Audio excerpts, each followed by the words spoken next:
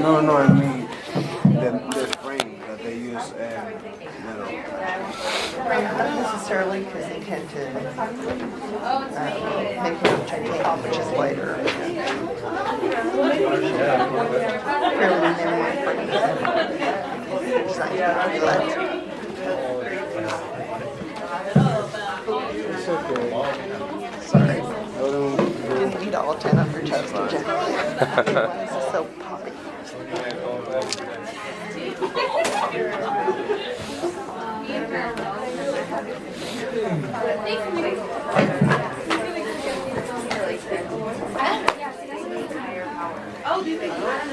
So I'm doing the purge, not Marie Kondo, but doing the purge of my office. I have to save a lot of things that don't bring me joy. It says crest. Noah had his hand up first. Sorry,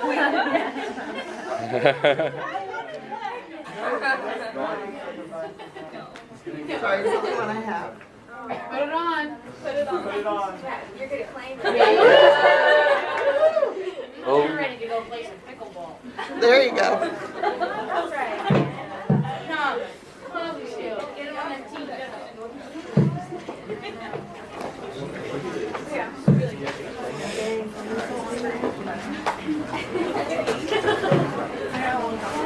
Okay.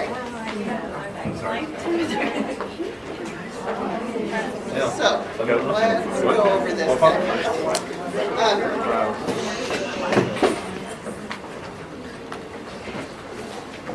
All right, so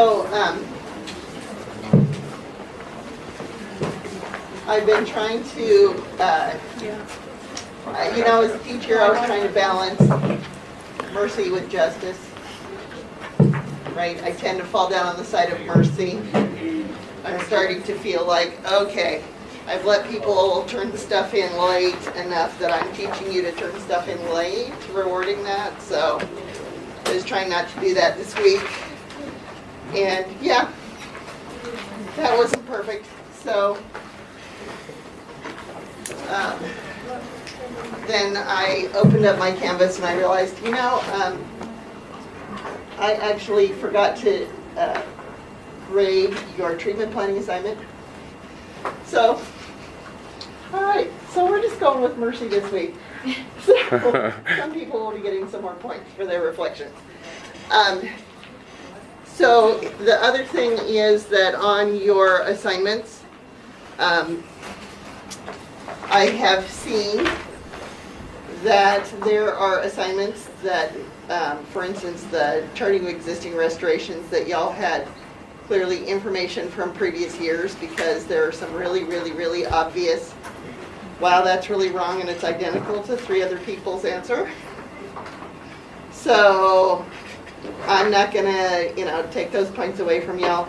I'm just going to say, my bad, we just need rotating cases so you can tell your littles that there will be different cases for next year for those things. Then I'm also going to say, if you have information from previous years that are study guides, that's all well and good, but things do change, and use your own brain, because I get that you're overwhelmed and you're trying to cope, right? I get all that.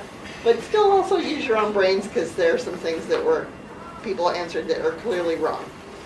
So don't just go by a previous student's work. It may not be correct. Okay? When you're doing papers, for instance, for ethics, don't turn in somebody else's paper, because ethics, and turn it in, right? So, my bad, speaking of relying on other people's work, I took this lecture for treatment planning back because we had to change it from somebody who had done it previously, and they also handled this assignment. So when it asked you to determine radiographic, Nano is the best. information about radiographs, I'm so sorry, I did not see that, nor did I update our AAP classification. So, like I say, we're going with mercy, we're moving on. I just have a question about the charting. So when we're done passing charting, we're not redoing the charting? So we're going to redo it. I'm going to make a new case. Obviously, we need to make a new case.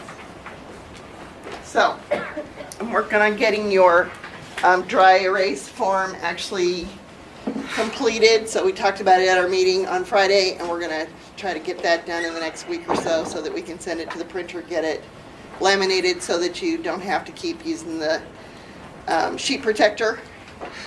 And doing that on Clinic. I have some more copies up near my stuff in the closet if you guys need another copy of the data collection page or the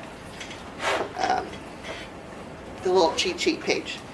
But we're working on getting that nailed down the next couple weeks so we can move on to the dry erase sheet. Okay, let's talk about these cases really quick. So, this patient, what do you think? What jumps out at you? So sorry, previous AAP classification. Bleeding, right? So what are we thinking as far as this person's periodontal disease? Controlled or active? Active disease, right? What else do you see? Furcation. Lost attachment. Moderate to heavy calculus. Sorry, moderate subgingival calculus, 4 to 5 millimeter pockets. So what are you thinking? 1, maybe 2. Plaque score is so high. So Plaque score is really high, right? So what's your bottom line? What's your treatment plan? What kind of treatment are you going to do? What are we going to call that appointment? Let's see. SRP? Scaling root planing. We're going to call it root planing. Okay. Does a prophy go with root planing? Well, not at the same appointment, no. Does a prophy go with root planing? No. No. Does it ever go with root planing? No. No. So, make sure that, can you hear me back there okay? Okay. Make sure that when you're thinking prophy, you're thinking what patient? Easy. Not just easy, healthy. Their periodontal diagnosis is they're healthy. Okay, so does somebody who has this much pocket depth, bleeding, and attachment loss, because of AAP classification under the old system, are they healthy? No. Right, so make sure that if you're thinking root planing, you're just thinking root planing. What automatically goes with root planing? Always. Cavitronic. What appointment goes with root planing? Remains? Perio reeval. Okay? So we always, when we have to do active treatment, we have to make sure it worked, right? So we're going to do perio reeval. Always. And then after they come back, once we have them under control, then what? Maintenance. Then it's perio maintenance. Are they ever a prophy patient again? No. No. Because now what's their diagnosis if they're under control? Prophy main? Well, no. Healthy But stable. Remember. with reduced periodontium, right? So they're not pristine prophy patients anymore. They have reduced periodontium. Okay, so how about this person?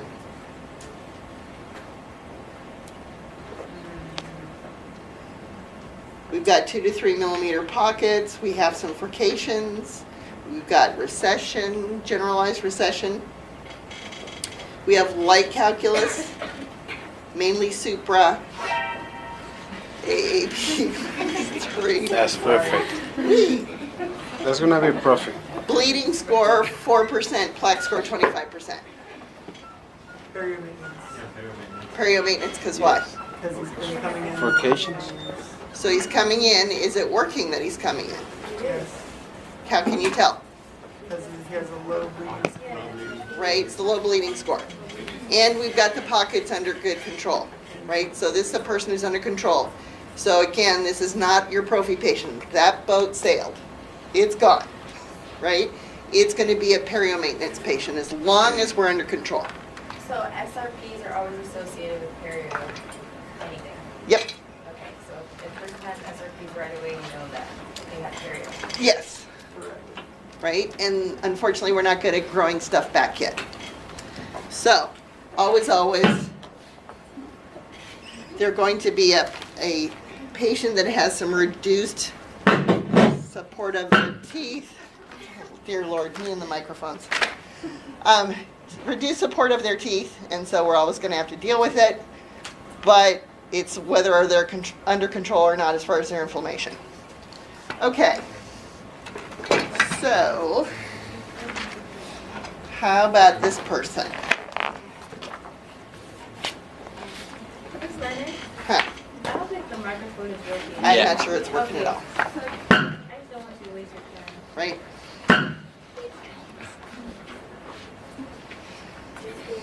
How about this person? What do you think?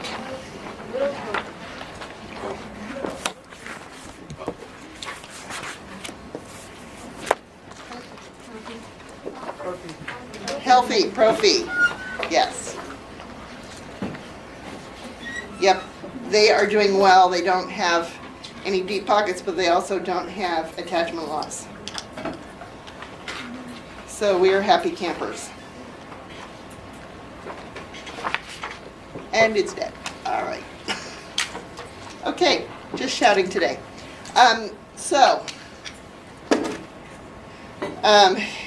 This person's recall, how long? 6 months, probably good. This person's recall, 4 months. 4 months. 3 to 4. Furcations, I tend to lean towards 3. Because furcations scare me, they can go badly very quickly. Okay, so that's assignment making more sense. All right. So, we are going to do a team-based learning one together in class in a couple weeks, and so hopefully that will all come together. So, anytime that I do homework, I assume that part of that is going to be team-based learning, right? Because you go home with it and y'all talk to each other.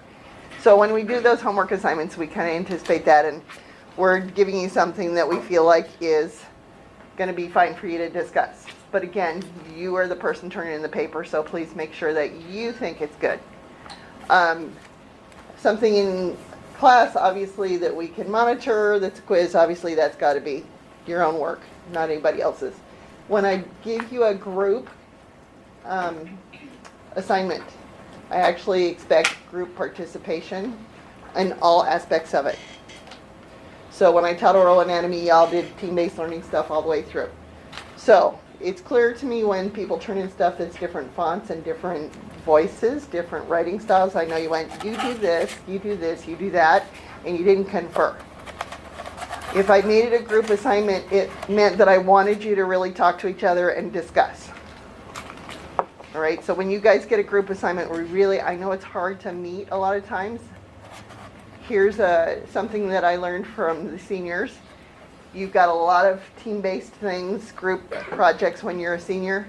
Try not to make your groups a whole lot of different groups, because if you're trying to meet with 4 different groups at once, it's really hard on your schedule.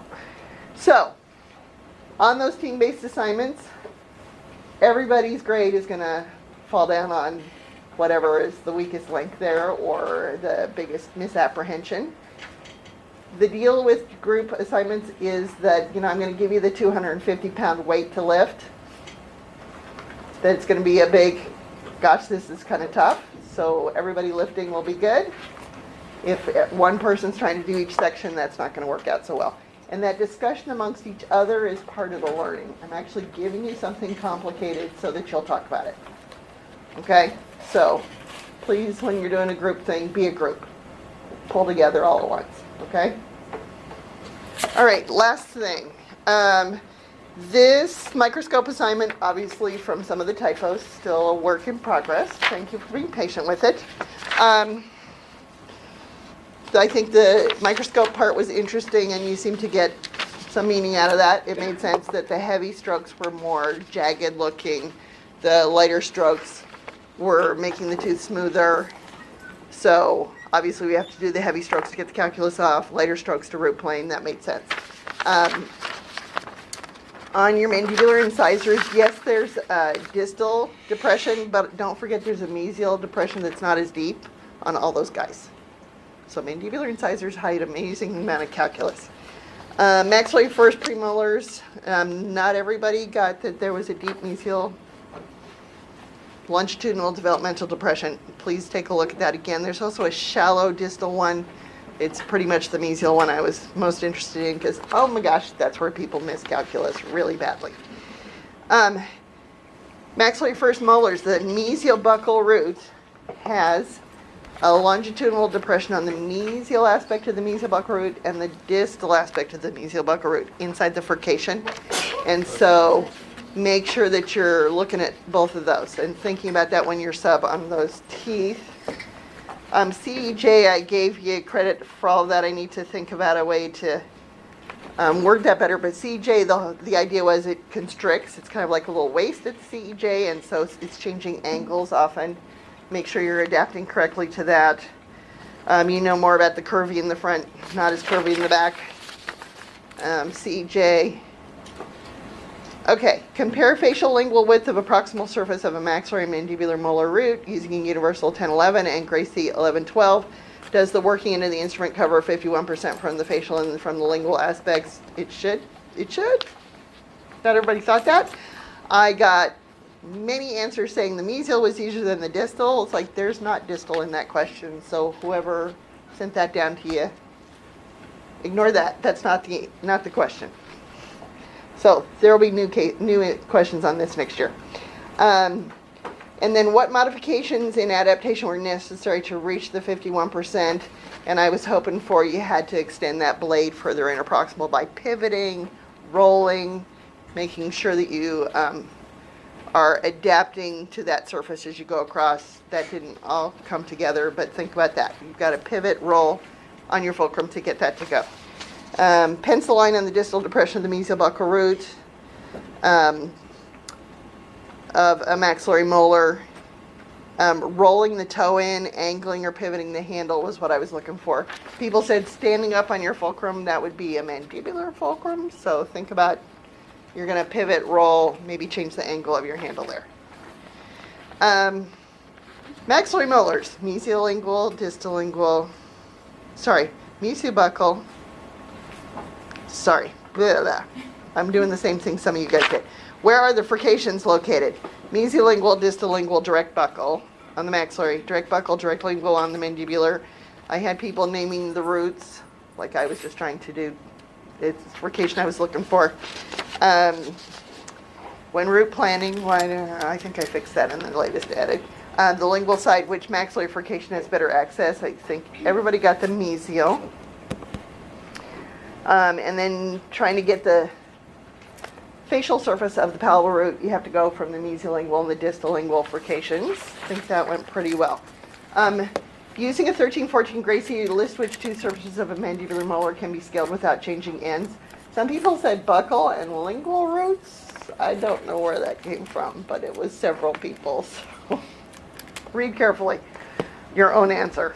And then I need to get some good, I need to put out some examples of fused roots and really open furcations. So open furcations, yes, you have to change instruments. You came up with some great answers. I've got to really work around a lot of surfaces. Fused roots. So when you were in oral anatomy and you looked at molars with fused roots, what did those look like? One.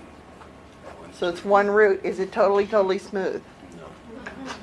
How, so not smooth in, it had what features on there? Like a bone. It would have depressions, what else? It would have like. Sometimes when the roots are fused together, what is happening right where they're fused together? I mean, there's a depression there, but. Can be a really skinny groove, like almost an occlusal groove. So that is one of the hard things with fused roots, is sometimes those grooves are really skinny on there. So I need to get better examples out for you on that. And then terminal shank parallel to the long axis for the visual cues. The cutting edge extends across the 51%, evaluating that. Also, remember me talking about rolling up on the heel. You'll always have, or rolling up on the side of the toe will mean that the heel is away from the tooth a little bit so that you'll be able to see that you're rolled up. And that'll make a good visual to know that you are actually at that lower third. I think overall reasonable exercise and everybody, passed on points and it's lab. If you have 75%, you're all good. If you've done, right? So, there's that. Okay, questions on any of the microscope stuff? Yeah. As far as the roots and the maxillary, how it differs from the mandibular, is there, I know that we have it in our oral anatomy notes, but is there a way that we can maybe, I don't know if it's in one of your slides, so it's like a reminder that maybe we can put in our binders for tonight, like just to know. I would go back to oral anatomy for that. She has it. I know. Go back to that. That study guide that you guys got should be posted in the modules. There should be a study guide or 2 study guides posted in the modules in oral anatomy Okay. with pictures.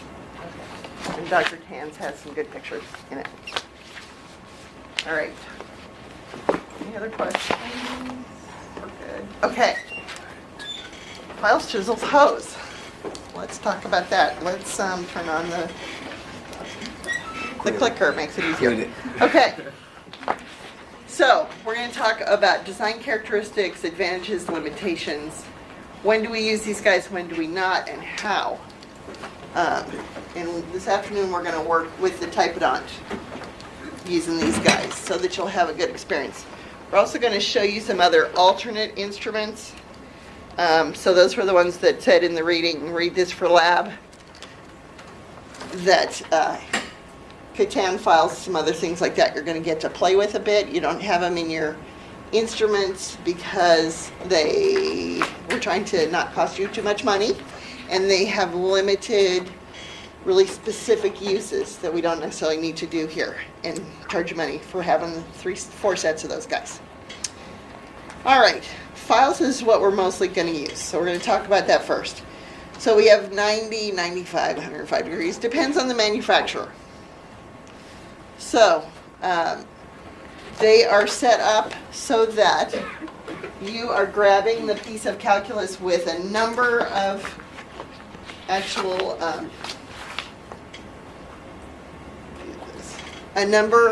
cutting edges in order to give yourself some more power. So these were developed when we didn't have any ultrasonics.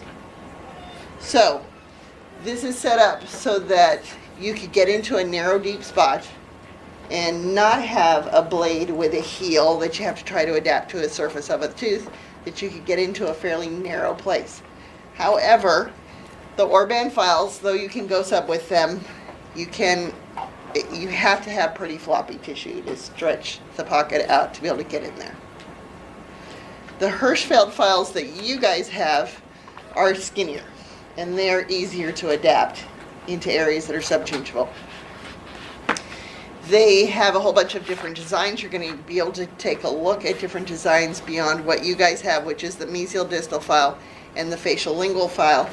I have some anterior ones in there that you'll be able to take a look at as well. So, looking at our little color code, you can see that one side would be for buccal on a particular tooth, one side would be for lingual aspect, and then mesial distal. So we're going to think about, obviously, which way are the little blades pointing, and which way can I get them in there to touch that piece of calculus I'm trying to get off, and that's going to tell me where my fulcrum is going to be. So, originally designed for crushing, fracturing, roughening heavy calculus for gross removal. Again, the big hunk of chunk is off.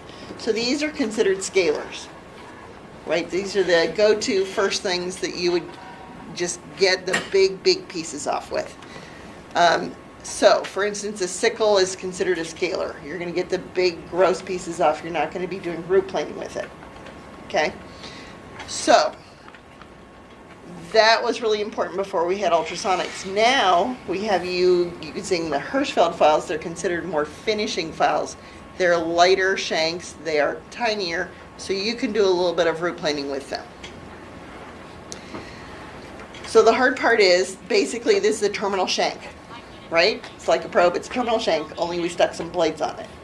So the same limitations that you have reaching with a probe, anything straight is going to be the same problem with this. So trying to maneuver into places that are very curvy is definitely a problem. Now, a probe you can maneuver around and be a little crazy with because we don't have to put force on it, right? Ultrasonic can be a very straight end, but you can maneuver around and you just need to be able to touch a certain spot because the instrument is doing the work. This guy, you have to have a really, really, really stable fulcrum.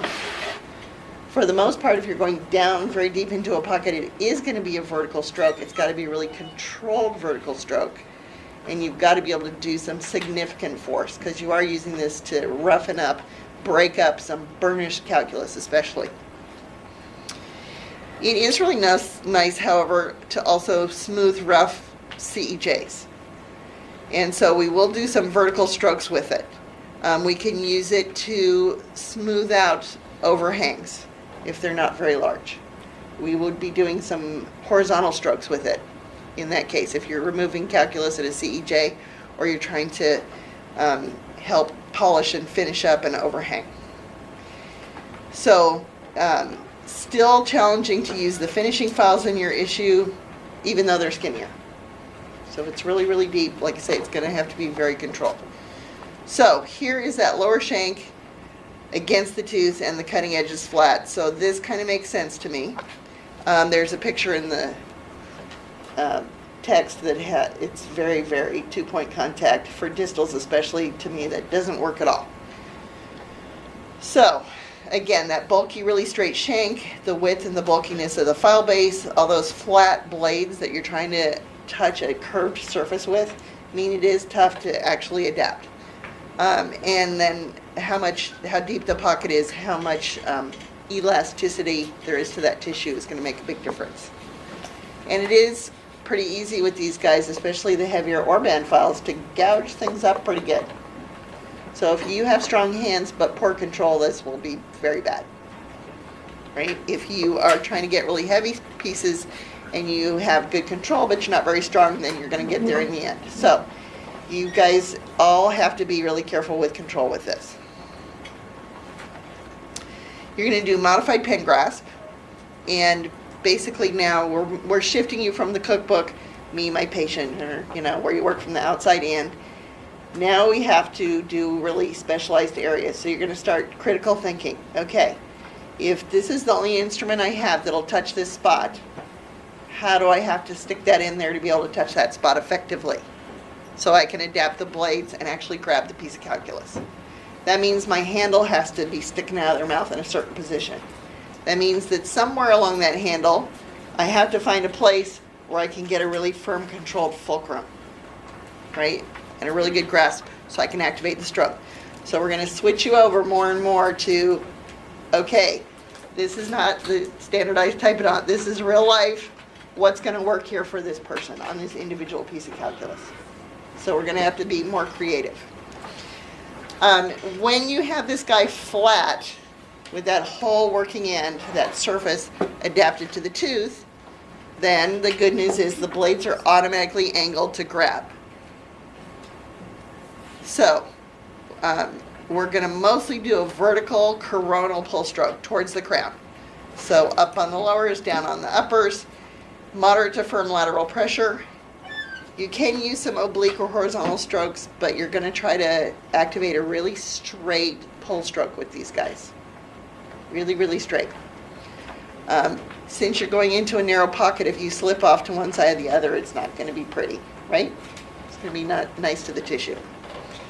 And then at the end, you're always going to follow up with curettes as well as you can to finish the surface.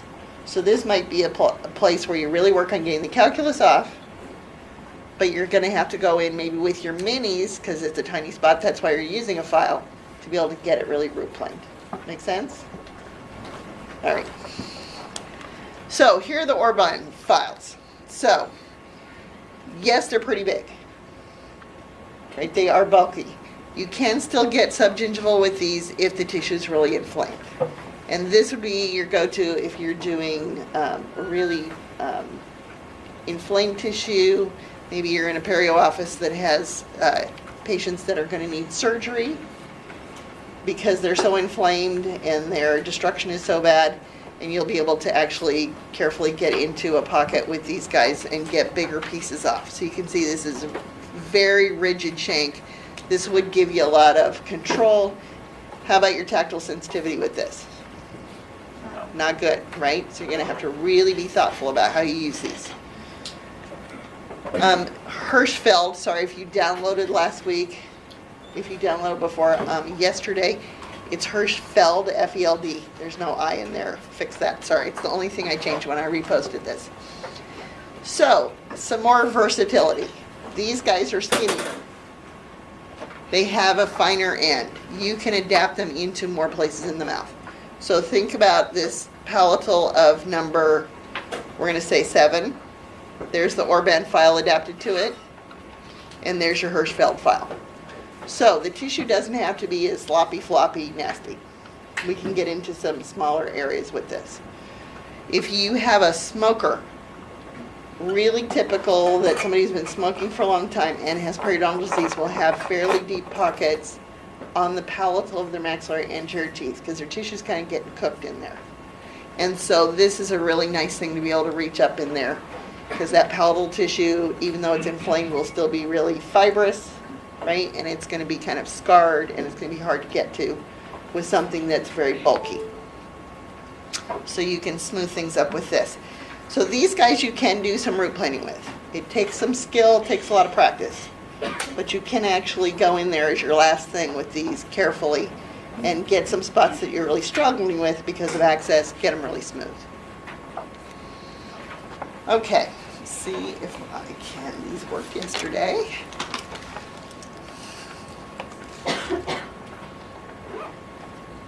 So you're going to figure out where does this fit. Get yourself a really good fulcrum. I'm doing a little bit of an angle here. There was the distal, that was pretty easy. See how I have to drop down for the mesial? So I personally find these a whole lot easier to use on the distal than the mesial. This is that kind of double fulcrum thing we were doing with the 17-18. So that's more challenging. And then here's the way I do like them if I'm using them on the mesial. Oh my gosh, if I have something left at a CEJ that I have to smooth up, they work really nicely for that horizontal stroke. So now see how my double fulcrum that was a little bit, I stacked really tall for the distal, dropped down a little bit for the mesial. And now I've actually made my middle finger, ring finger, pinky, and my handle all lined up horizontally because I want my stroke to go horizontally. Okay, so remember me talking about the handle, your middle finger, your ring finger, whatever plane those three guys are in, that's the direction your stroke's probably going to go. So that would be, if I want it horizontal, I'm going to go horizontal with it.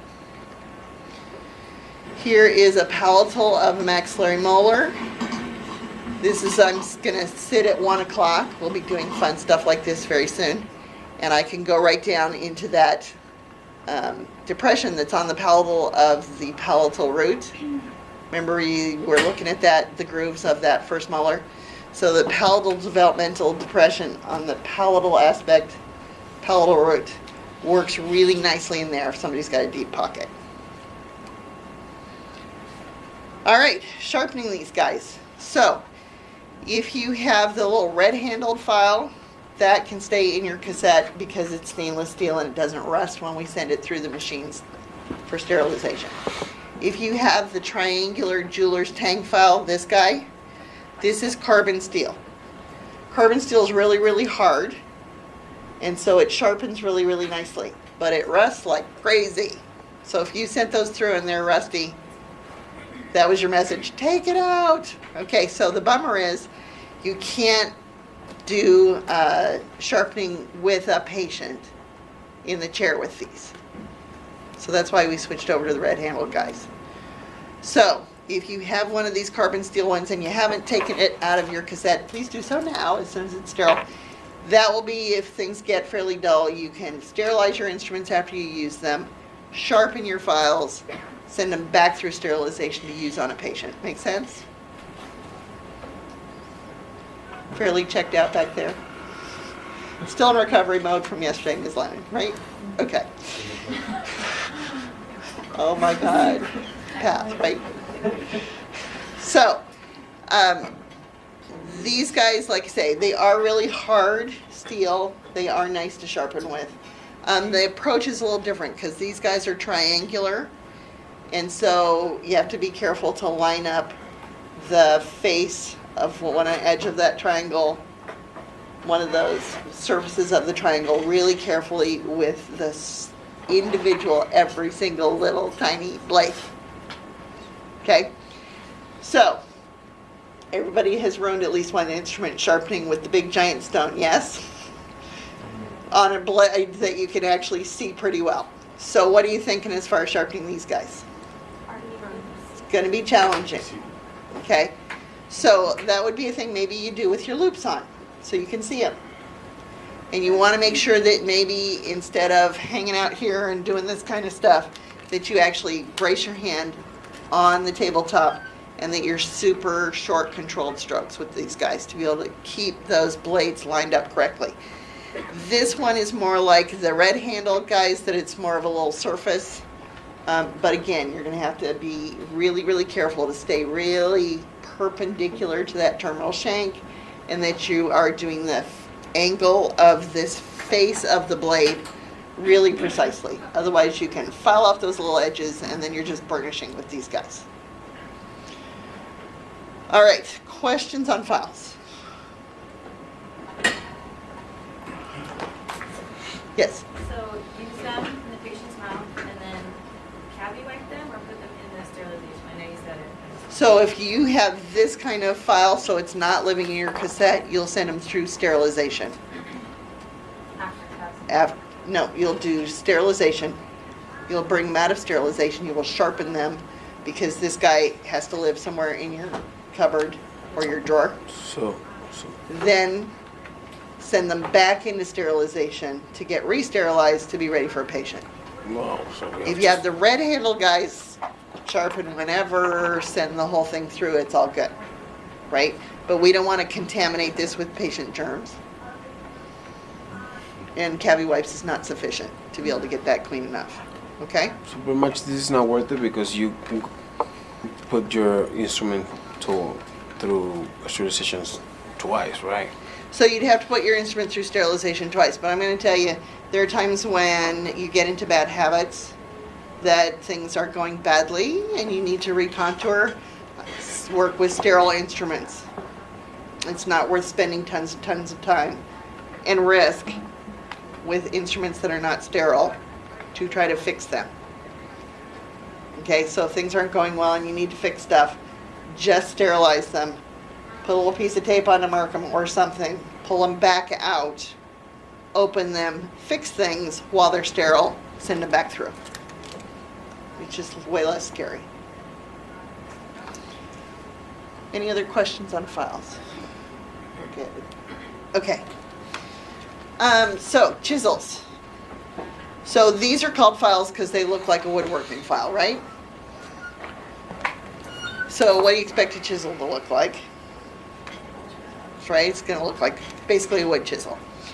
Okay.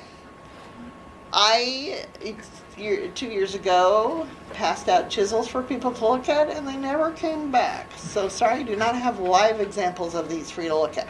Need to get some more ordered now that we have more budget in the hygiene department. So, these guys, though, look like wood chisels. They have a straight or somewhat curved shank. They've got a straight edge that's a cutting edge. They've got this pointy tip. Same kind of idea with files. It's totally straight edge. So trying to adapt these guys is definitely challenging.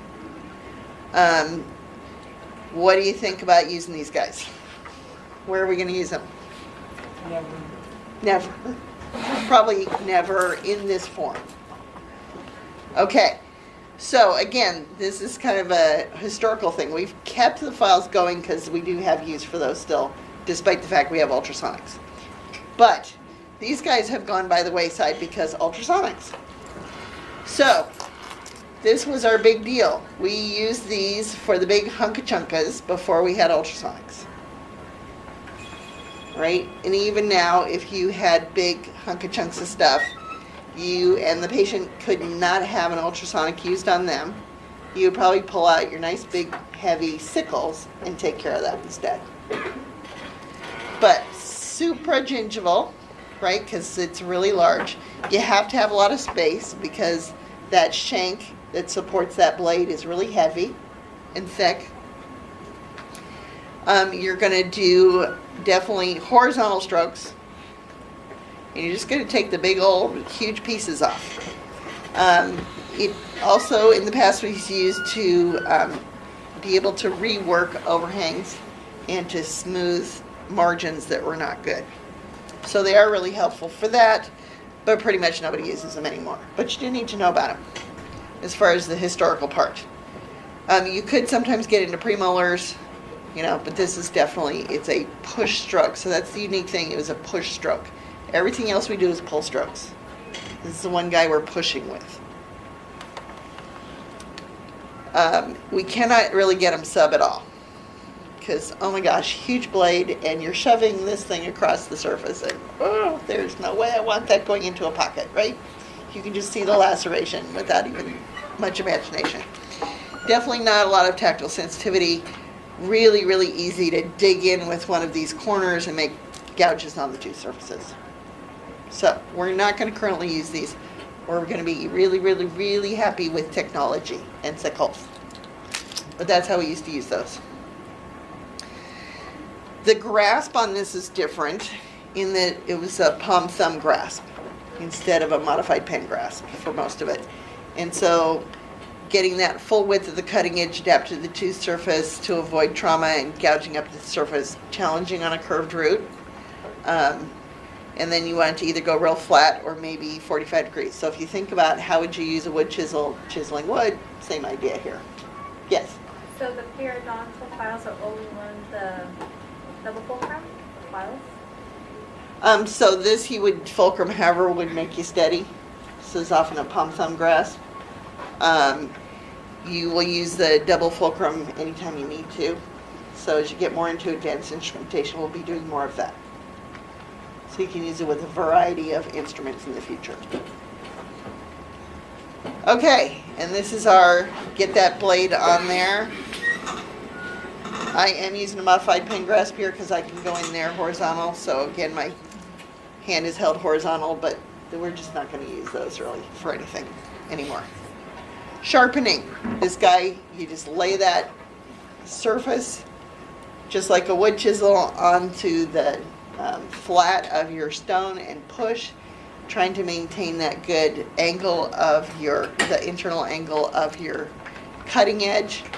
And just repeat, you would want to slightly round the corners so that you're not able to gouge up things as easily.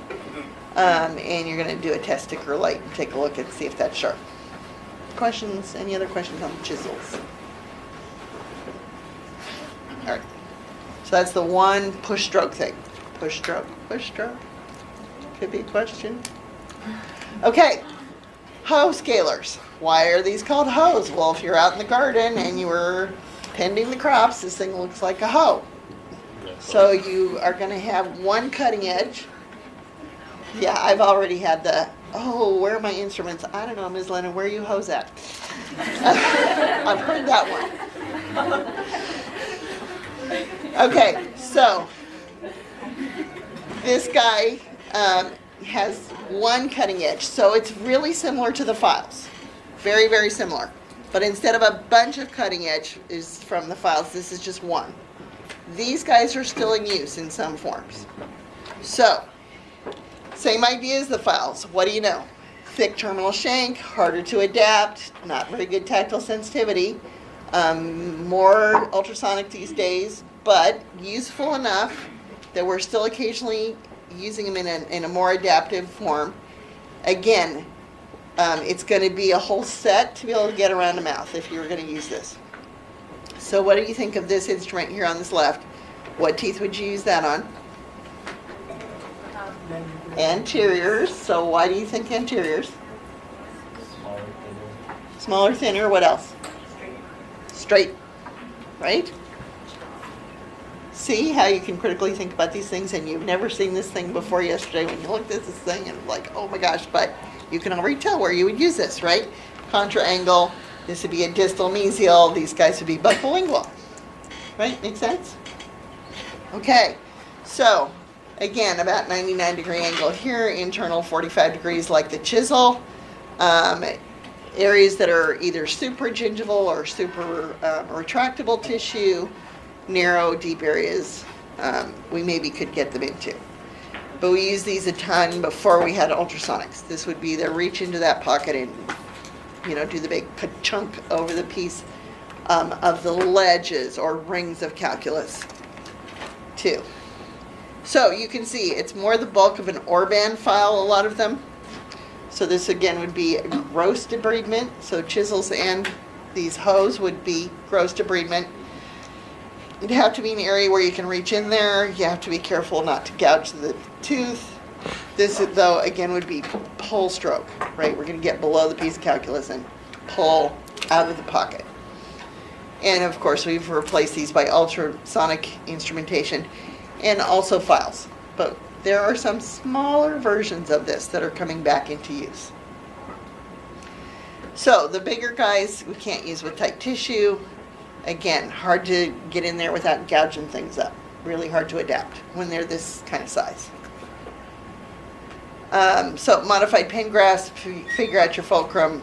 The cutting edge to the tooth surface is about 90 degrees. So you have a little room to move as far as your terminal shank. If you get the terminal shank lined up pretty well, it's pretty good scaling angulation. But we're always going to, if we were using these, finish up with curettes because we've got to get things smooth again. And using these looks like this. So hard to angle to get to the mesials. See how I'm next to an edentulous space. Pretty much supra because this guy's really bulky. But I gotta have enough room to actually reach in there to get it to work. All right. Smaller anterior guy can work into the more narrow pockets. These are the smoker pockets on the palatal. But again, it's pretty bulky. So it'd be really hard to get in there if it wasn't a tight knot. That poor patient would be going, oh dear God. And if they weren't numb, they'd wake up eventually. They wouldn't be very happy. So this is where your ultrasonic tip works really nicely. Now, chisels, we did the push stroke because they are activated by a push stroke. These guys we're going to do a pull stroke because they're activated by the pull stroke. But again, same idea as the chisel, 45-degree internal angle, dragging it across the sharpening stone in a really controlled manner so that you're keeping it parallel and the correct internal angulation. And again, we'd round to the little edges off a little bit so you're less likely to chop up their tooth surfaces. Okay, that brings us to these finishing instruments. So what is old is new again? So what does that guy look like? Like a spoon. Looks like a spoon. Okay, so during the summer you're going to be in dental materials. You're going to have a spoon excavator in there. You're going to have a discoid cleoid that we use to be able to carve amalgams.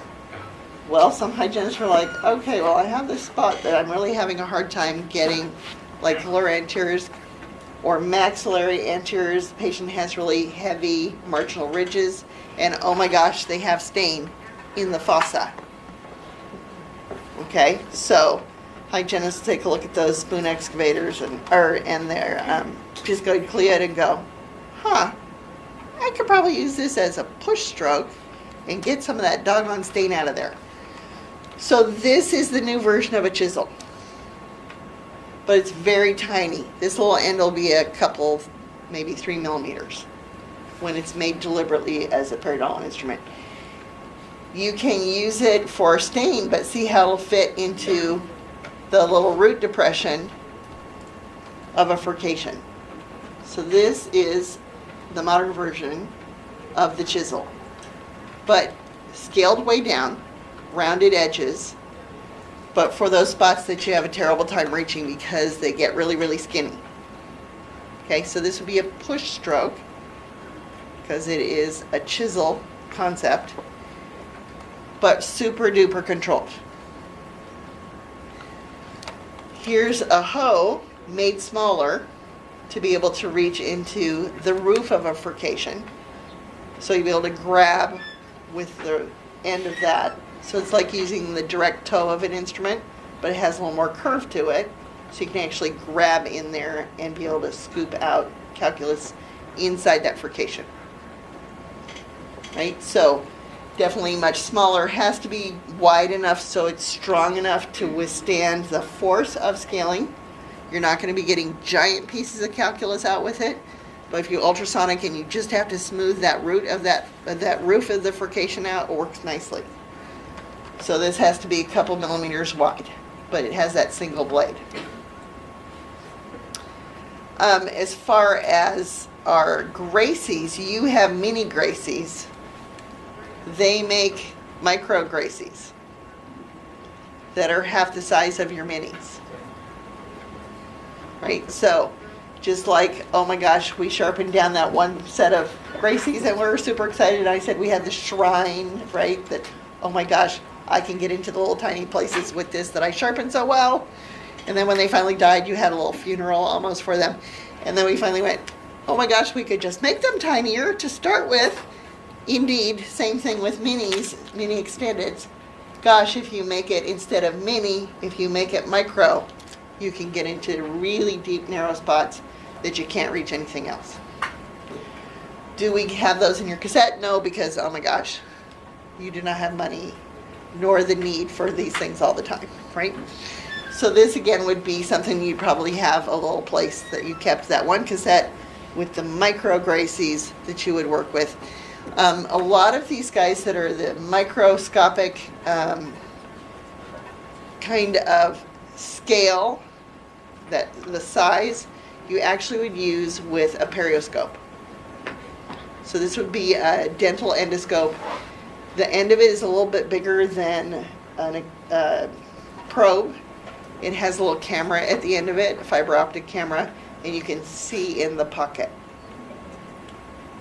Right? And then you can take these tiny, tiny, tiny guys, or your purple ultrasonic tip, and get down in there and actually see what you're doing to remove the little tiny, tiny, tiny pieces of calculus. Okay, and then you're going to have a chance to look at these guys. These are actually diamond files. So we were talking about files like wood files or metal files.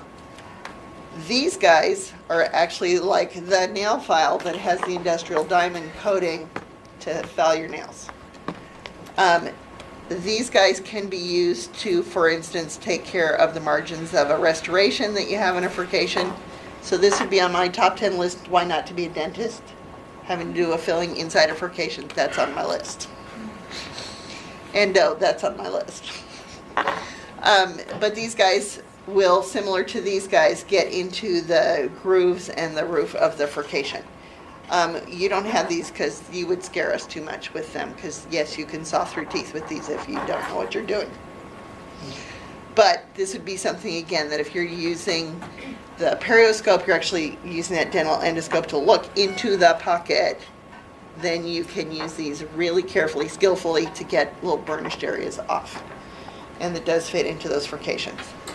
So, what's old is new again, right? We're able to take those concepts and actually apply them to more modern instrumentation. Questions on those guys? Good. Okay. Take a 5-minute break, stretch, all that. Come back. I know y'all were in the depths of PATH yesterday. We're going to talk about the House of Delegates Shore. So before we go off to lab, so since we have enough time, now I get to talk to all of you instead of just 2 people that show up. So go take a break. See you in 5. Why didn't you show up? Why didn't you show up? Sure. Where?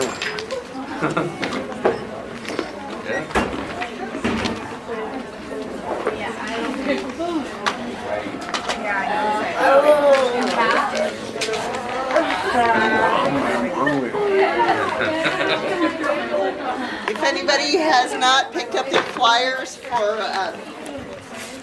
loops, I have these so far. Hopefully the rest of the manufacturers are covered.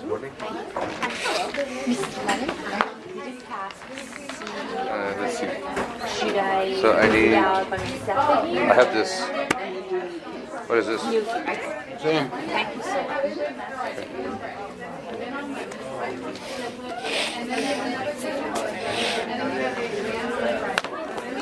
Oh, the same thing. You have all those quizzes?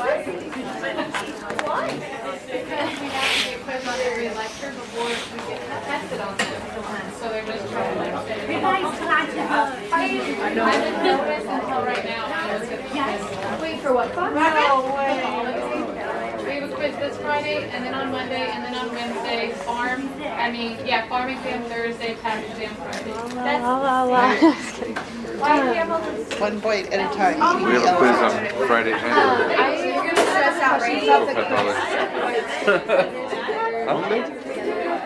what they said.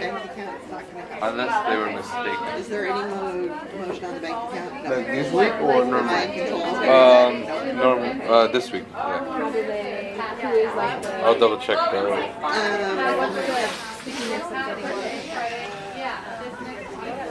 So it has to go through the. I'm gonna go to El Baño, okay? Enjoy it. I mean, only Friday.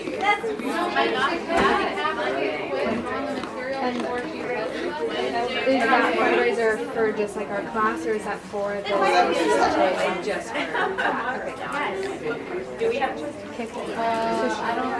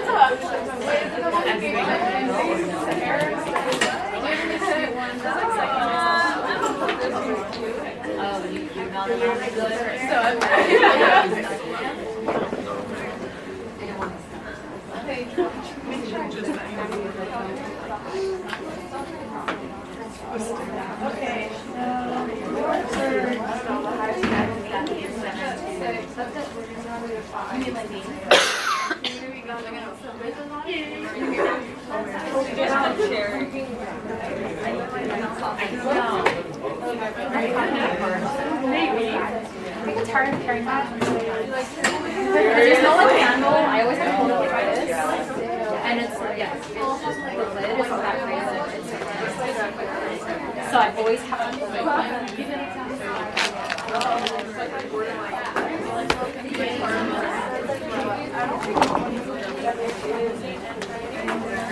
Next week is going to be good. No, we're gonna die. At least each quiz is only over 1 day. True. Yeah. Maybe it's better. Then you get to focus Wednesday. So what? I don't know, I still would prefer to have.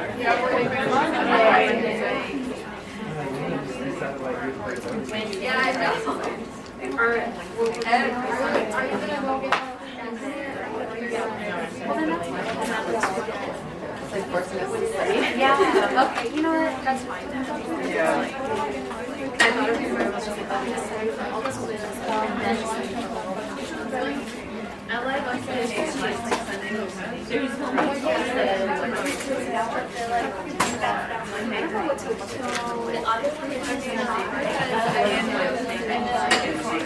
like wow, so many options. I can already pretty much say Why was wrong with the probably the most expensive. Oh yeah, probably.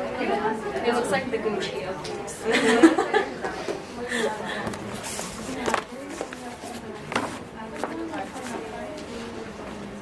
I'll eat up. Okay. But I mean, like, I think my big has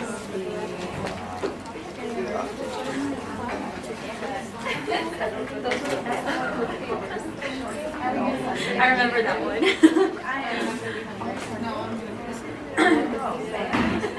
Are you in the cafeteria? Yeah, one of these days when we're a little hot.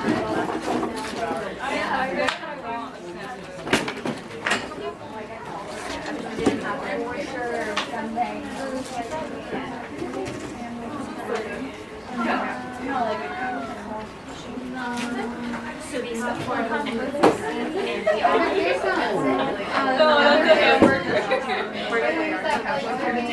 but it's during the like all the messages are really long. How long is that? It's like right after our finals. So I think our last final is on. I guess my mom was just like in that one. It's I like was saying that one, and she was like, la Allah. I know, I asked my mom and she said that, and then I said, la Allah.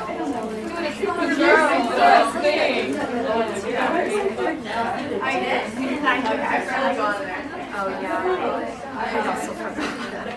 I'm saying she's not Barbara. I think that's what Rachel said. Oh, yeah, I love it.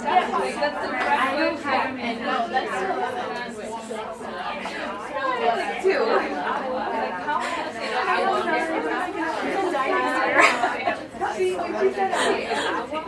No, but I think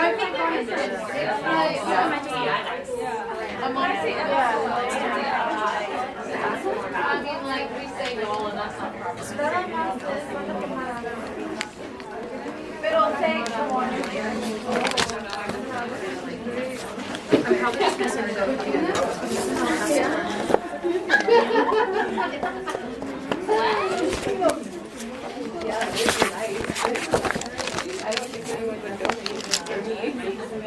My cousin, he had 5 Oh, yeah. Get it? Somewhere around 35 pounds. Somewhere around. But she's also like pretty popular. But I mean, a lot of those people don't get like so Thanks for ruining our date. Elena. Thanks for ruining our date. It really depends. So glad I know now instead of We have the writing out on Sunday. and then we have on Wednesday. Things that she just noticed yesterday. I just happened to see the schedule. The only thing is only in one lecture per quiz. But I know on the Monday quiz, it's like it's a 20-page Word document. And we can do it. I think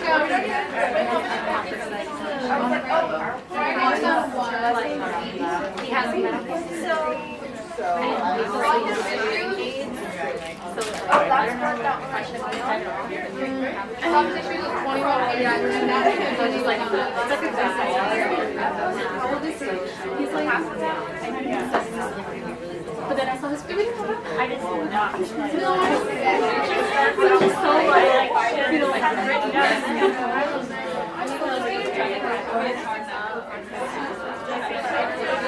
I feel like I'm not even I know I'm gonna have to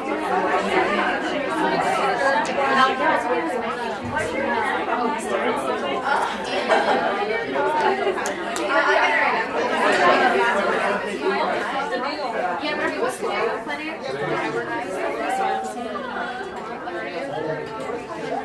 And like the days are right. Friday, Saturday, 80% Monday. And that's really only on Wednesday. No, we want to go back.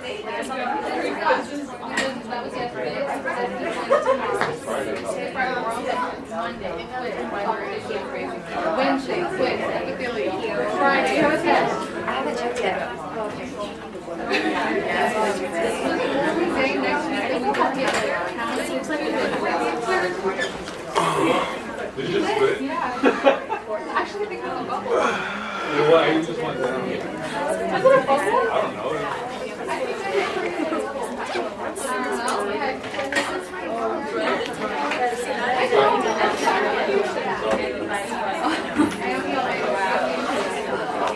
I know.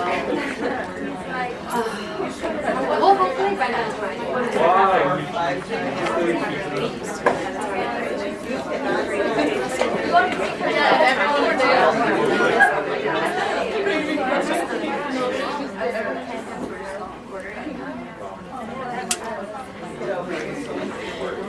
You upgrade to a little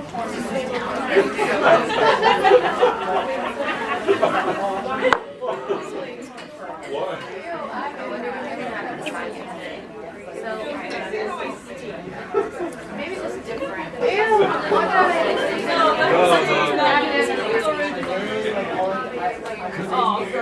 Okay, Google.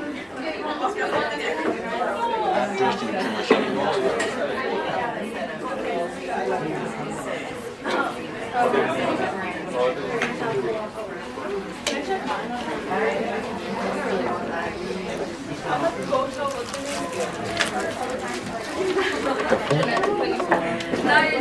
Checking the info for the Puerto Vallarta. Puerto Vallarta? Let's go, let's go.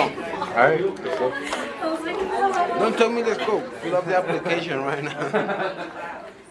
I just got my passport back, so. When are they going, though? Summer? Right after this quarter. Right after? This quarter ends June 5, Yeah? and that one is June 7th to 16th. 9 days. Oh, wow. That's pretty cool.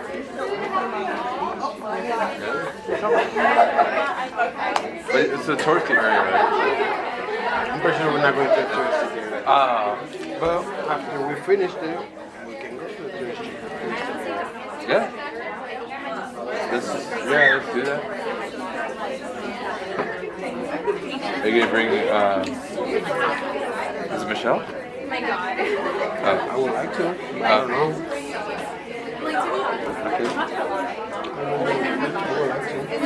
I remember. Okay. And the baby. Yeah, that'd be cool. I just don't know how much like the. I know they have But like I don't know. little prescription inserts that you So, are you doing the application? That's what they're looking for. It wasn't like this little thing. It's prescription, so it's just like Yeah, well, I'm doing it right now. it's kind of weird. But I don't care. It's fine. But the Q Optic ones are good, and it has like all these like all these guarantees and warranties and stuff. Yeah, exactly. So I'm like, and they're cuter. I think I like how they're like they look more professional.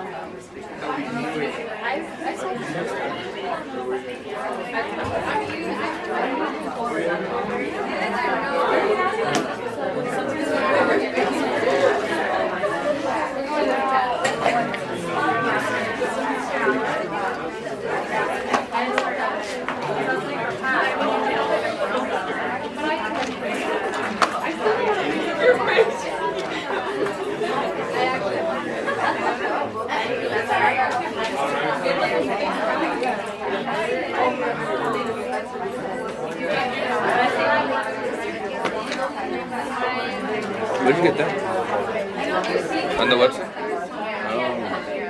That's one, that's the other one. These are the application. Okay, try number 3. Oh, this one's actually working. How long's the flight to Puerto Vallarta? If you fly straight, it's like 3 hours. Oh, Less wow. than 3 hours. How's that? Oh, that's perfect. Okay. You don't get a flight. A straight flight. All right. So we have to go through. So, I have a couple more Q Optics and Univet flyers. Did everybody get all 3? Nobody's missing? Okay. So, the great shopping spree is Lennon with the money we don't have. Okay. Not yet. So, lab, under assignments, if you have it set up to look like this in chunks, this is what this looks like. Otherwise, you're looking for May 21st. So, the assignment for loops. you are going to do a research project on loops. Woo, that's so exciting, right? But we're going to try to force you to make a good shopping decision. So here's what comes in here. There is a loops research paper. Please take this seriously. This is a $1,500 investment, probably. You would like to make a good decision. I've invited back a couple of people that the previous instructor banned for performance. I don't know exactly what happened. So I'm just letting people, you're going to have to be buyer beware on this. What works for me will not necessarily work for you. Everybody's face is a little different shape. Your eyes work a little different. Because I have ruined my neck, therefore ergonomics Nazi, my loops are flip-ups. Do they feel like they're dragging my ears and nose off some days? Yes, they do. Because they're heavier when they're flip-ups, because, right? It's when your trainer has you hold the weight out here. Right? These guys, no further away from your body. More leverage on your face. But I have an extension on mine so that I can put my little telescopes on either side of my nostrils so I can sit like this and look in your patient's mouth. Because that's the only thing that works for me. If I have to lean over, I'm done. Please take good care of your necks. So, that limits me on what I can do as far as brands. And so you're going to answer for all the people on this. So I need to change this, possibly.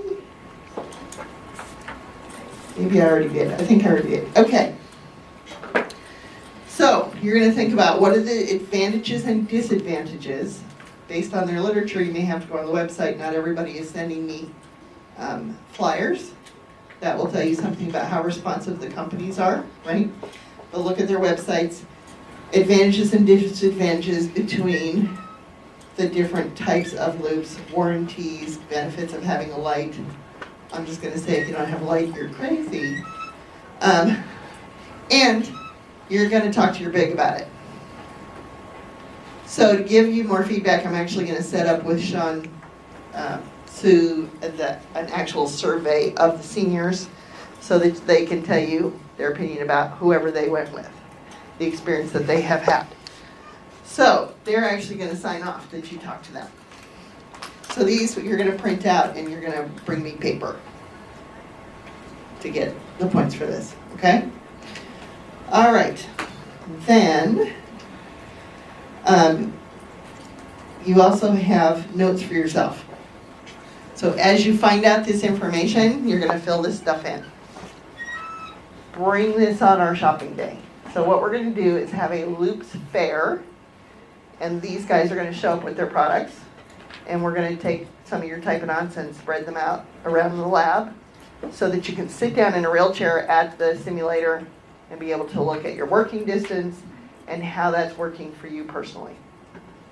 Okay, so some people need the Honda Civic, some people need the, Subaru Forester. My son apparently needed the Silverado. It takes up 2/3 of my driveway. Right, so you're going to figure out what does that look like. What's your best option based on this? So don't do it because, ooh, it's silver and it's shiny and it's huge. No, don't make that decision. Make it on what actually works. So there's that. So that is due before the actual day. This is for your reference, but this other guy, the research paper, is due before the day so that you have done the work to be prepared. Because, of course, you're going to otherwise be like at the car dealership, oh dear God, what does all this mean? Right? How am I making this decision? The decision is not based on monthly payments, right? Don't base decisions on monthly payments. That's not what it's about. Does it work for you or not? Okay. Questions on the loops? What company did you get? So I have had Sheer Vision in the past, and then I now have Surgitel. I will tell you that Sheer Vision is here all the time. Surgitel is here all the time, like every Tuesday at noon. Univet, she's now here all the time. They are an Italian company. They used to, if they had to fix something, send your loops to Italy and back. That wasn't good. They now have local repair, so that's better. So that's a good thing to know. Q Optics, I've seen the guy here. So that would be something to ask, like, are you here all the time that I could come talk to you if I'm having an issue? That's a good question. Yeah. Why were some people banned? I'm not sure what happened. I think it was customer service issues. Right, so I don't know if it was an individual representative. So I brought the folks back. And, you know, I don't want to throw you into the bus, but I also don't know what the issue was. So I'm just like, okay, buyer beware. Doesn't matter the company, buyer beware. What magnification? Magnification. So, here's the thing.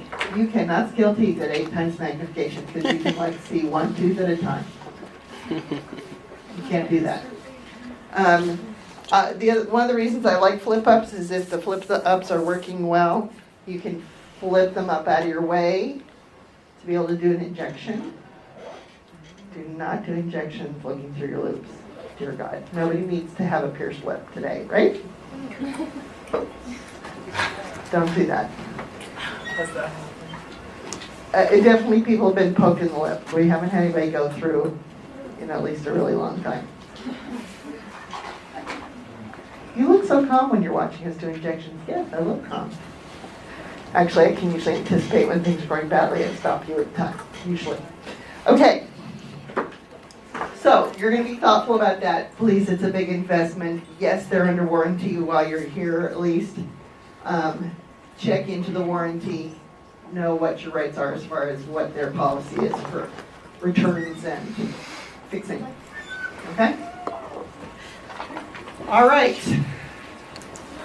House of Representatives, Student House of Representatives, California Dental Hygienists Association House of Delegates. Okay. I loved at the student conference, the Future Colleagues Conference, one of the gals talked about the Tri-County being your immediate family and CDHA being your extended family. Right? So, this happens with our extended family, the people we see a couple times a year. So, this is the governance meeting of the California Dental Hygienists Association. This is where a lot of the business happens. So, the model here is Tri-County is your city or your town council, right? The mayor and the local council people that you go to for local issues. This is the state legislature, folks, for us. So, we are looking as a group, as an organization, at what is happening in our whole state. What can we do with the laws that govern our scope of practice so that we can increase access to care to our patients? What are we going to do about what can we help support as far as potential legislation for licensure? What do you know? We're the only state with our own dental hygiene board. We're not under the dental board. Only state in the union where that's true. That was based on a lot of CDHA's resolutions and support of that legislation. CDHA, part of the organization, we have the ability to buy into a political action committee that gives us a unified voice. So, at this annual business meeting, the great thing about it is that students are actually extremely important at this meeting. So, it's actually a really intensive training program if you attend. You're actually going to be walked through a training program by the folks there. Because we want you ready to boots on the ground, hit the ground running when you graduate, participate, and eventually, because you are the bachelor's people, I expect y'all will be the leaders. Right? So, they're working on one of our former grads, Kim Swanson, to be the Tri-County president for the 4th time. So, yay, I'm excited because she's a great leader, but B, no, she's done her time, she has 2 babies, no. So, I'm looking around this room thinking anybody who's staying around here, at some point, it's your turn to be some sort of officer in Tri-County and help serve, right? You should be the leaders. Okay, this here, Southern California. So it is a driving experience, not a, oh my gosh, I have to fly. That money you've been selling, See's Candy to raise, that's what pays for this. So if you do not have the financial wherewithal to go, don't sweat it, because we got you covered. So most schools you have to pay your own way. But that's why we're the crazy, go sell See's Candy as on agendas, that's why we do that. Because I want anybody to have the opportunity to go and participate. Shouldn't be based on whether you have the money to do that after you just paid for your loops, right? So, you will get mileage for driving. We're going to have you carpool if there's a chunk of you going. The hotel is covered. So it's not like everybody has their own room. Sorry, 4 of you to a room. You're going to be cozy. If you have issues with people touching you, bring a sleeping bag. That's all I can tell you. There has in the past been a dinner with our Tri-County folks. I don't know that happens all the time. And then there's a Saturday lunch. I'm not sure if they're doing Sunday lunch anymore, but there is a Sunday breakfast that is part of the deal if you go as a paid attendee. You get some meals. So you might have to think about having pizza for some of it, because not every meal is covered. So, getting ready. That would be meeting with me, and also being willing to attend the Tri-County Dental Hygiene Society caucus. So, the Democrats have a caucus, the Republicans have a caucus, right? That's where they get together. They talk about what are our goals, what are the ways we're going to get there. We need to problem solve things. What's our plan? Let's talk about vision, right? This is the meeting where people are going to discuss the changes that we want to make in the coming year based on what has been submitted as either proposed bylaw changes or resolutions for the coming year for CDHA. I think we're past, I don't know if Tri-County submitted any resolutions or bylaw changes this year. They have in the past. So, who was the first component to submit a resolution that we would support eliminating live patient exam for initial licensure for people in California? Oh, that'd be your Tri-County folks. Who was the first person who testified in support of it? That was me. So, they got your back, right? We have a definite interest in supporting you because we've been you as students and we know that you're our future. It is a full weekend of meetings. The first meeting starts at noon on the Friday. It is the end of finals week. If you already have tickets to Acapulco, then this will not work unless you cash those in. So, good news is it's after finals instead of before finals. Typically it's been the weekend before finals, which is just really crazy in that the P's, Perio, Path, Farm, this quarter. Crazy, right? So this way you're done with the finals. So it's not every single minute, but it is a lot of meetings. You are expected to attend them. My previous instructor who did this, that passed the job on to me, said, yeah, she had to say, you told me you were observing Sabbath, but you're in your bikini by the pool on Saturday morning, so no, you need to go to meeting, right? So it's not a hangout thing. It is work. It's also a lot of fun, but it is also work. From the beginning, you're going to be trained in parliamentary procedures and the legislative process. So it is, the first time you go, really overwhelming. So I try to always go and speak in your ear. But the person who is our class rep always has somebody talking in their ear. Okay, here's what's next. Here's what this means. And you get walked through the experience. So it's a really, really good training. So this would be this is actually Kim Swanson, who's our past and hopefully not future president until maybe her kids are out of high school. And so she was my class rep for her 2 years here. And like I say, she's already been president 3 times. And the first time she served as president is the year after she graduated. And she's awesome. I don't necessarily expect everybody to do that, but if you're anywhere near your local component, then you should participate in some way. Help set up at the meetings, help clean up, do something. Stay involved, because you get way more back than you put in. And they are actually caucusing together. This is our Loma Linda caucus, deciding how they want Kim to vote on an issue. And then when the Shore votes, then they actually have 2 members that can actually vote on the House floor. And so the students have been the deciding vote on more than one issue since I have been your faculty advisor in 10 years. So you'll get a lot of information. Yes, I want you to read ahead. You'll understand better if you're attending, if you go to the caucus, because you'll have talked about these issues beforehand. And you'll know what you're doing. So there's Kim being the voting student delegate, and she actually got to testify about that. We should not have to have a one single snapshot board day where you have to scale a patient. She was actually instrumental in one point. She is involved with her homeowners, HOA, homeowners organization. And so she knew some parliamentary procedure to begin with. So at one point we were completely bogged down in this circular argument. So she's the gal that came up to the mic and said, I'd like to call the question, meaning we just need to stop talking and vote. Got us out of the death spiral. It was awesome.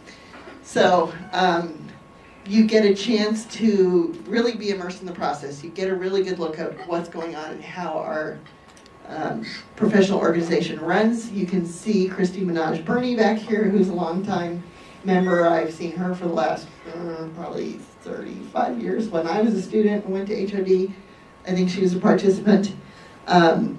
So you'll notice she's right next to Kim because she just would lean over and whisper in her ear, okay, the next thing is this. So that you know what you're doing, right? You get prompted if you need to. So Ms. Chica, unfortunately, you have not gotten to meet. She's one of our retirees. You know Mrs. Smith. This is one of our previous groups back here, and this is another school. They got to hang out together. This is our Speaker of the House. We keep track of things on these big projectors so that we know where we are as far as the testimony in front of reference committees or whether we're voting. And then this is the back of some of our Tri-County people who are our local component folks that are involved. Another one of our former faculty, this is our Tri-County and student group from that year at one of the luncheons. And it just, so Janine has an award for her role in Tri-County. They give out recognition for the local components at this event, and then everybody's gotten together and been able to discuss, learn from each other. Michelle Hurlbutt's one of our former faculty. She's now the dean at West Coast University. She is a charter member of the DHCC. She's one of the folks that got you your own regulatory board as hygienist, and she is still a member. So she helps decide how our licenses go. You can fundraise at these if you come up with something you would like to sell and you would like to take them. In Southern California, it's a whole lot easier to throw things in the car rather than doing a giant bag that you check at the airport.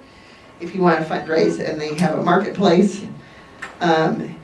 They have had basically speed dating in the past with different components, different committees of CDHA, so you had a chance to see what do these people do for me, where's my money going, and also, is this something I'd like to be involved with? And then we had some fun. This year is 1990, this was disco, so back to the 70s. But this year is a 90s neon party on Saturday night. This is Zoe Milkey. She is going to be doing one of your lunch and learns during the summer. She's an awesome gal. This is Mrs. Smith. I don't have a picture of her as Jasmine from Aladdin, but right, she has the figure for it, not me. Nobody wants that. So this is when she's coming up to say, I'd like to call the question, moving on, right, where we're discussing initial licensure. So, voting student delegate and the Shore Speaker of the House. It may not be Speaker of the House does not, maybe it's 2 voting student delegates instead. You can actually apply for those jobs, a couple of those jobs beforehand through Facebook. So I don't have Facebook. I rely on you guys to see that stuff. Okay, so what are we doing? So this time Shore is not the weekend before finals, it's after finals. So yay, done with finals. Boo, missing a few days at the beginning of your vacation. Still, I think well worth it. But like I say, don't tell me you're coming and then go, oops, I have plane tickets. After I paid for you to enter. Don't like that. But current academic good standing currently, that you're finishing your quarter, ready to move on to your next quarter, that you can do that whole weekend during the break, that you're on track with your clinical requirements. We don't want to throw people under the bus of, let me do this extra thing to you. That you're up to date in your fundraiser and event points. We have to fudge some of that apparently. Personal maturity and professionalism to effectively participate in this professional meeting. And preference is going to be given to the people who've been involved already. And any questions? Yeah. How many of us get to go? It depends on how much money we have. I have to get with Barbara and count. So I have sent as many as 14 people since we have not had the bank account to do the other fundraisers. It's not going to be 14 people, but I don't know the total number. How much is it if there is no way for someone and that person wants to go? So if you'd like to go, and you'd just like to go for a day, you can go and attend for free. I just sign you up.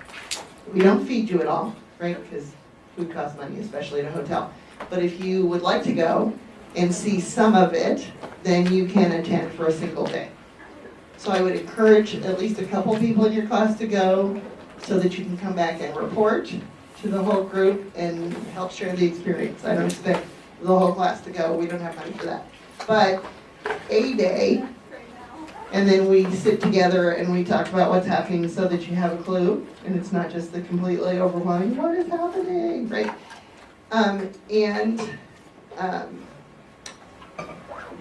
Any of the attendance at this, because it's a CDHA meeting, counts as an event point. Further question? Because I have a place, so I can sleep somewhere else and then go down. And Right? then- yes. So, and it's drivable distance, I can't remember. Tricia, do you remember what city it's in? Irvine? Yeah, I live there, so I have a place. Right? I So, think it's Irvine. it's not that far a drive. Okay, food for thought. If you decide you want to go and be there the whole weekend so that we need to pay for you, here's the deal. Need a check written out to, actually you have to leave it blank, sorry. Has to be for $100. This is a deposit check. You get it back as long as you successfully complete your participation there. If we paid for you and you just blew it off and didn't show up, we use that to help defray the cost. Right? You want to take it seriously. So deposit check, need that tomorrow if you're going to go. See you in a bit. Thanks for your patience.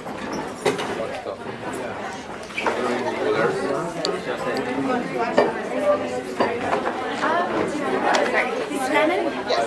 I want to go, and I have the place, so I have friends, I can sleep there. And I can give you a check right now. Okay. So if you, here's going to be the deal. I can go there in the morning, what time they're going to start, anytime they're going to start. And when they are done, I can drive back to my friend's place and then I sleep with them. And then the other day go. Okay. So, That's a straight flight, $500 yeah, I think it's worth it to pay the extra money. to go. Really? I thought it's not anything. Okay. So I already have 4 rooms. I'm gonna talk to my wife. If she wants to go, I'm pretty sure she wants to go. Oh, okay. But I'm gonna tell her because the baby. Oh, okay. I don't know. Yeah. I don't know. Vamos. And the presentation is over. Bye. Oh.